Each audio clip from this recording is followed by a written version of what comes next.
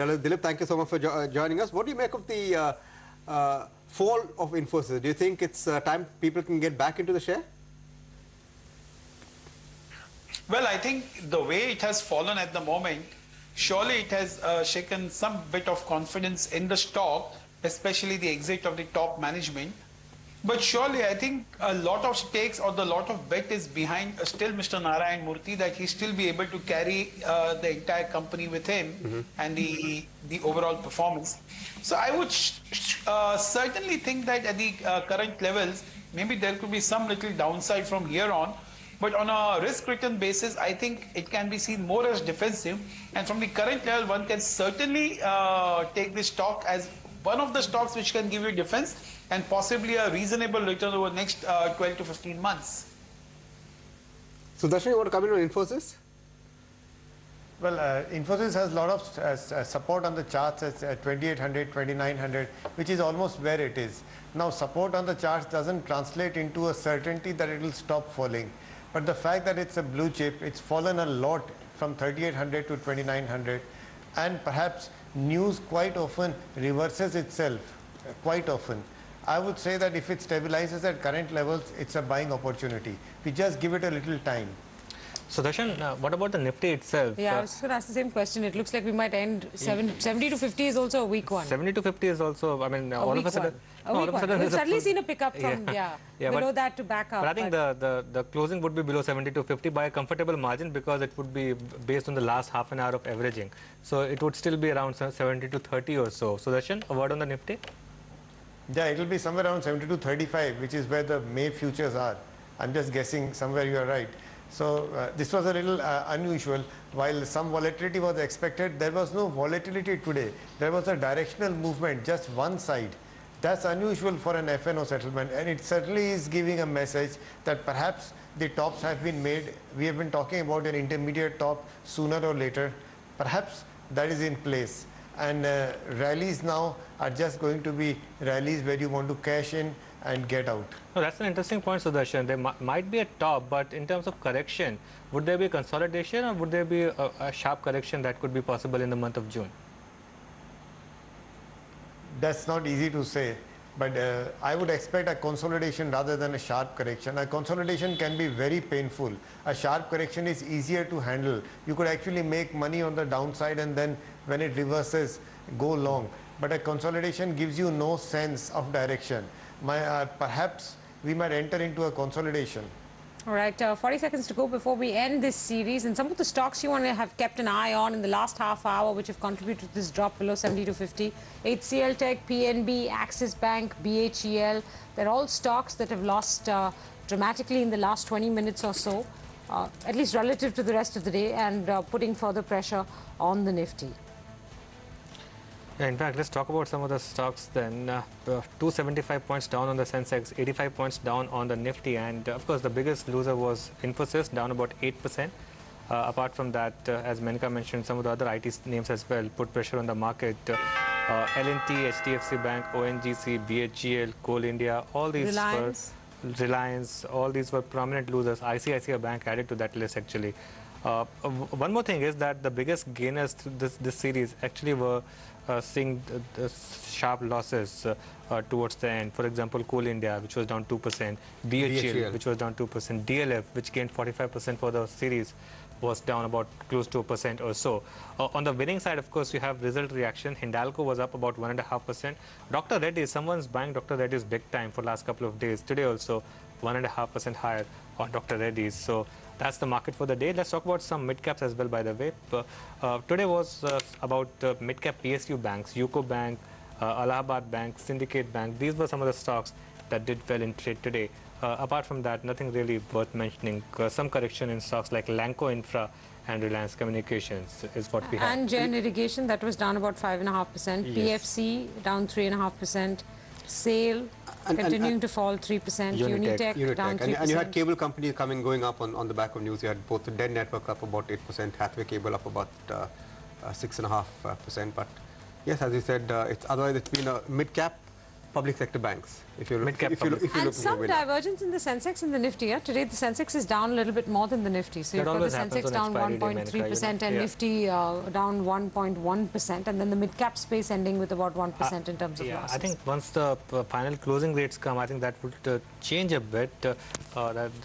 That should change a bit once we have the final numbers. But that normally happens on expiry day because Nifty is more of a trading instrument. In fact, as we speak, Menika, the adjustment rates are out and both 1.3%, Sensex and the Nifty now. All right, fine. So 70 to 35, as we were discussing, is where the final expiry is for the Nifty then.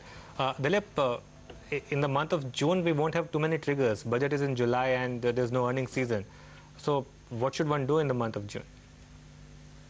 Well, my own sense is that the June month will be agog with lot of expectations because this government is going to present its first budget, and I think there will be all kind of rumors floating all around, all kind of expectations all over. So I think that will provide good amount of volatility. In my opinion, a little more on the positive side, and maybe on the downside, probably it will be capped, and there will be more opportunities to buy on the downside. That it will be looked upon as an opportunity to buy on the downside. So I think June will be a very hectic month. It will be very interesting, and I think a lot of things should start moving up in the month of June. And if you're looking at sector, will be continue to be cyclical, infrastructure, cement. Very much. I think the infrastructure, capital goods, cement will be some of the things. I think even the automobiles also. So, you know, it's a typically a pre-budget month when anything and everything and all kind of expectations will be there. So, I think whether it's auto, whether it's banking, I think all of these will really have a very good time because now, just one simple example, like what they did in Vibrant Gujarat, they're talking about maybe a Vibrant India and trying to call so many investors from outside. So this itself will start building up a lot of expectation. So at least till budget, I think markets should remain in a fairly positive mood is what my broad sense is. And do you see mid-cap outperformance continuing? Very much. I think here, if broadly one takes a call that maybe we are looking into for next 3 to 5 years as a positive phase, by and large, because of this recent development, I think typically all these mid caps still have a long way to go because, you know, typically from an underpriced level to overpriced level, it's a huge run, and most of these are still in at the underpriced levels. And if the macro changes as what all of us are expecting, I think there's still a good amount of money to be made in quite a few of the mid caps. So Darshan, what do you make of Dr. Reddy's? Last 2 days, we've seen quite a bit of buying. Delivery-based buying is something that's visible on Dr. Reddy's. From the charts, is this stock a buy? Well, not yet. For the last 6-7 days, it's been in a trading range. It stopped falling. That's the best we can say for it. It's a blue chip, but it's too early to say that the trend has changed. It may have, but I think it needs a little more time.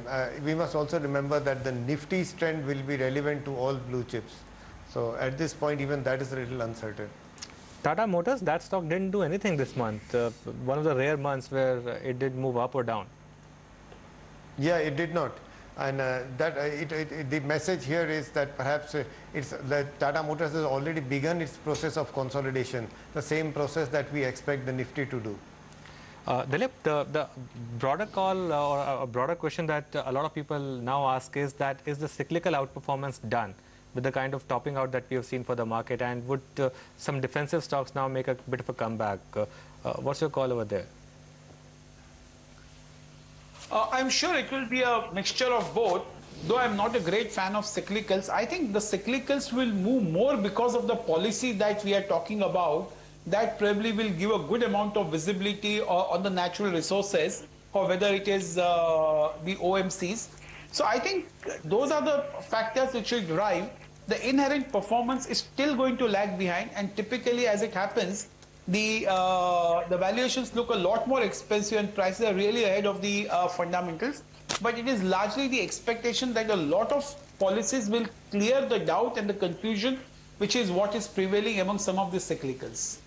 A question on Coal India, Sudarshan. That stock has had a week, a negative week, so to speak, but a great month or a great series. What do you make of where Coal India is headed from here?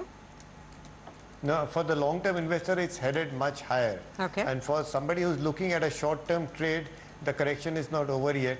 So it's not worth buying into. If I'm looking at a swing trade, as I am a swing trader, but at some point it will be. If I am an investor, it doesn't matter. 10% lower, it doesn't matter. I can buy at any point. GAIL, what about Gas Authority? So GAIL is a stock that's a very laid-back stock. It's low beta. It becomes choppy at times, then gives a trend. And I would feel that there are far better opportunities. ONGC, for that matter, in the similar sector, is a much better bet.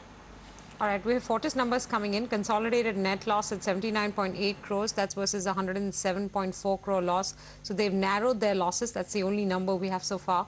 As we get more, we'll focus on more. Dilip, are you expecting cement to continue to do well through the course of June? Well, I think if one were to just take on a granular basis, I think the operating profit per ton for the month of May was pretty much lower than the preceding quarter. And June is probably a little too early to say as far as the operating profit per ton is concerned. Now, as far as the stocks are concerned, I think surely they will still lead the way, and probably there will still be a lot of interest, because overall on a macro basis, you're expecting development. And more so the cement sector, because, you know, pre-capex, it's one of the few sectors which really generates a very healthy cash flows and which can finance their expansion, and where they don't really require money either from borrowings or from the capital market to fund their expansion. So taking both these factors into account, cement will still be in the news, even for the defensive purpose.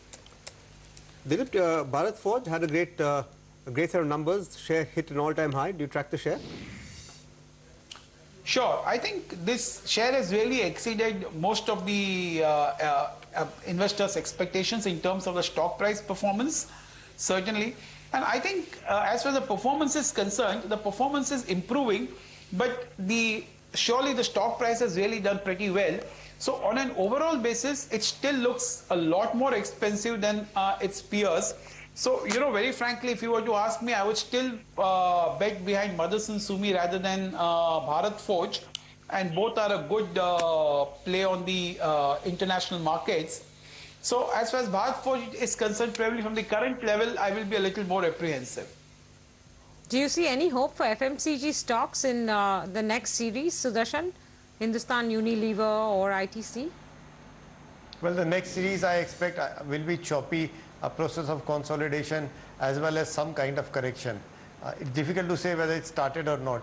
So to that extent, I don't see FMCG stocks, Unilever and ITC rallying, but they will become what you call defensives. The chances are that every minor dip there would be bought into for small gains. All right, gentlemen, we're going to leave it there. Thank you so much for joining us this Thursday. Let's slip into a quick break on Closing Bell. When we come back, we have more earnings coming up through the course of today and tomorrow. We'll focus on Tata Motors.